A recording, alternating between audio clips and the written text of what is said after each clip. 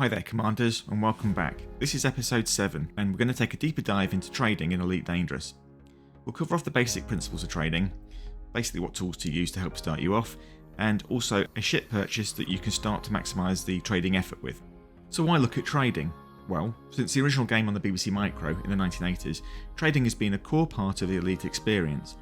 It's a great way to make money, and in Elite Dangerous you can work your way through the trading ranks to become an Elite ranked trader. So in this video I'm going to cover off an easy way to get started with trading, but first I thought it might be useful to get an overview of how trading in general works in Elite Dangerous. So at its core, trading in Elite Dangerous essentially involves buying commodities at a low price at one station and then selling them at a higher price at another station, and hence you earn a profit. So essentially the trick is knowing where to buy certain goods and then hence where to sell them. The economy in Elite is dynamic, so players can have an influence on commodity prices, as well as in-game events.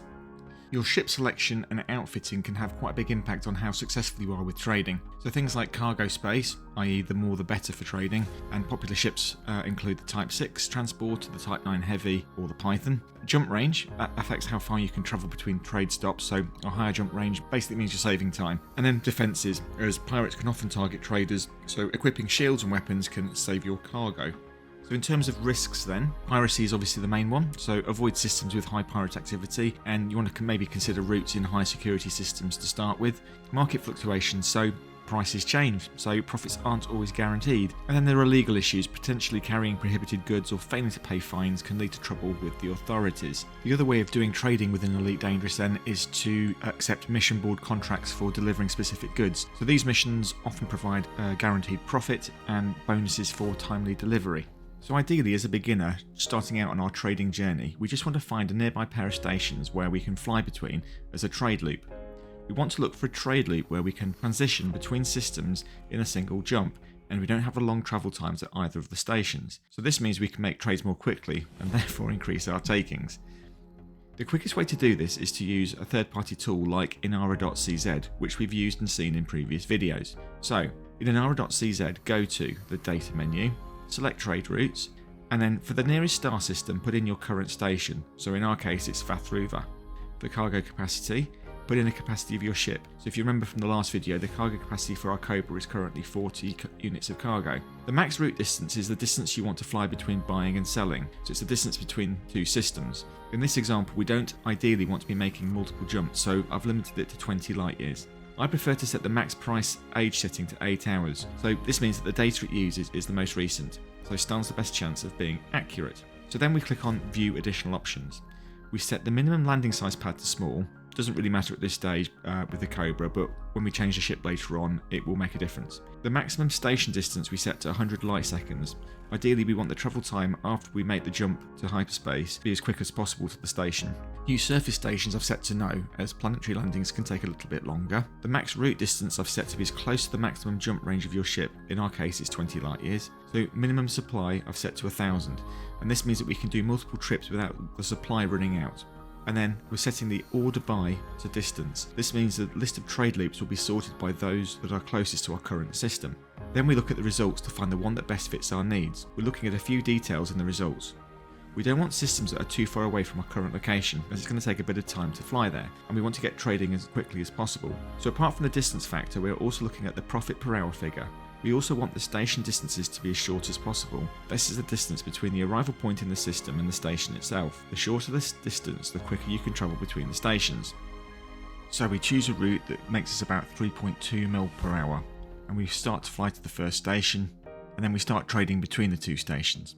Now at this point I've got a top tip. When you've got to fly to a location fairly regularly, you'll find that it takes a little while to plot that route in the galaxy map. So what you can do is you can bookmark those locations in your galaxy map, and then they're available under the bookmark menu, and that just makes finding that location significantly quicker. And the other good news is you can actually bookmark stations, so those stations then appear in your bookmarks. And it means that when you plot a route, you can plot a route direct to the station, and then your ship will automatically navigate there. It just makes plotting routes just that little bit easier. So we go back to our trade loop then, and essentially what we're doing then, following the instructions from Inara.cz where it's found those two stations to trade between, and we're simply just plotting routes between them. We're buying the material that it advises at one station, selling it at the other, and then at that other station we're then buying the material that's advising to then sell back at the original station. And essentially all that we're going to do is just go backwards and forwards, just buying and selling those materials between those two stations. So whilst we're flying this trade loop, there's a good opportunity to take a look at some of the other things that we're doing. So I don't fly with docking computers. There's a couple of reasons. One is it takes up a slot, and secondly, actually docking with the docking computer takes longer. You're far quicker doing it manually, and therefore you save a bit of time when you're trading. So it's well worth, whilst you're doing this sort of regular route, to practice docking manually. It's also a good opportunity to get familiar with things like the galaxy map and the system map, and to practice navigating your way around.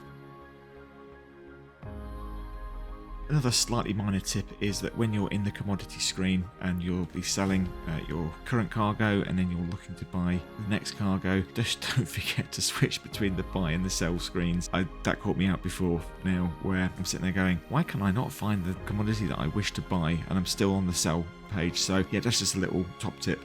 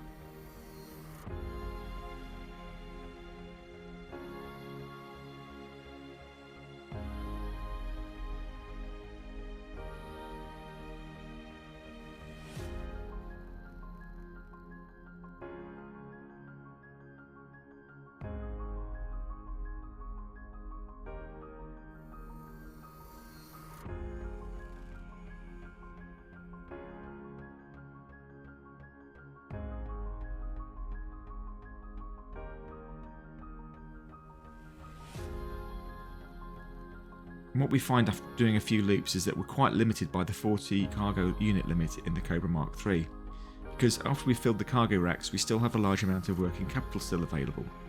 So basically we can afford to buy more cargo, but we just don't have enough space in our ship, so the space is a limiting factor.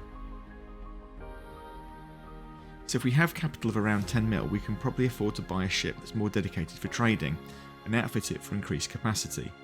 So, a 5 bytes of Athruva, it's not strictly necessary, but it means the Cobra can go into storage there along with my Sidewinder, and all my ships are stored in one place. And then I look at possible ships for trading. The other thing that you can do whilst you're in Super Cruise and you're super cruising towards your target station, you can use the hologram in the bottom left hand corner of the station to basically align yourself with the mail slot. So it's worth practicing lining your ship up with where the mail slot is likely to be whilst you're in Super Cruise. The reason for this really is, again, it's a time saver. So when you drop out of Super Cruise and you're in front of the mail slot entrance, you can just literally fly in without having to fly around the station. So again, this is another thing that is probably well worth practicing. It just saves a bit of time.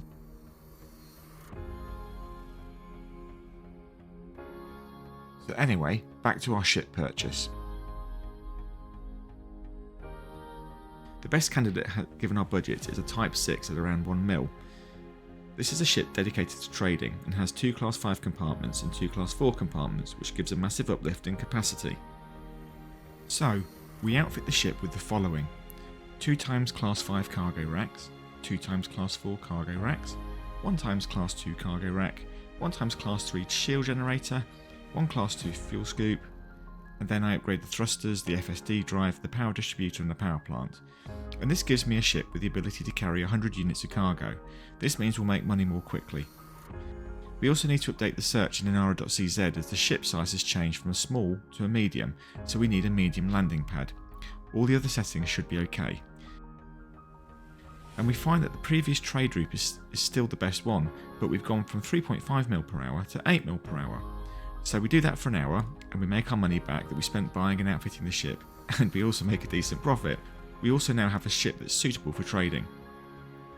One thing to bear in mind if you do go down this path is that you'll need a bigger working capital to fill your cargo racks. So, there's two things to remember here. Firstly, classic Elite Dangerous phrase, don't fly without rebuy. And what this means is that you don't want to fly your ship without having enough credits to buy it back. If it gets destroyed, the insurance will only replace the stock ship, and if you spent money upgrading it with newer, better modules and the ship is destroyed, you'll need to purchase those back. Therefore, always make sure you have enough capital to be able to rebuy your ship afterwards. You can see what your insurance cost will be when you're outfitting your ship, and also afterwards in your ship status screen. On the PC's default keybind for number 4, it'll show you your status home screen. Your rebuy cost is in the bottom left hand corner. Secondly, it's tempting to use all of your working capital to fill your cargo racks. However, if your ship is destroyed by pirates or you have an accident docking, then you'll lose your cargo and still have to rebuy your ship as well. Therefore, always make sure you have surplus working capital. As you can see in this video, trading in Elite Dangerous is an easy way to start making some serious money, and it's fairly easy. From here, one option is to look to upgrade to an even bigger ship, so that the quantity you carry is even more, so potentially working towards the Type 8 and the Type 9 freighters. Or you can also look at the mission boards where the rewards are guaranteed, and you can also learn faction influence if that's your thing. In the meantime, thanks for watching, fly safe commanders, and if you can't fly safe then fly dangerous, and I'll see you out there in the black.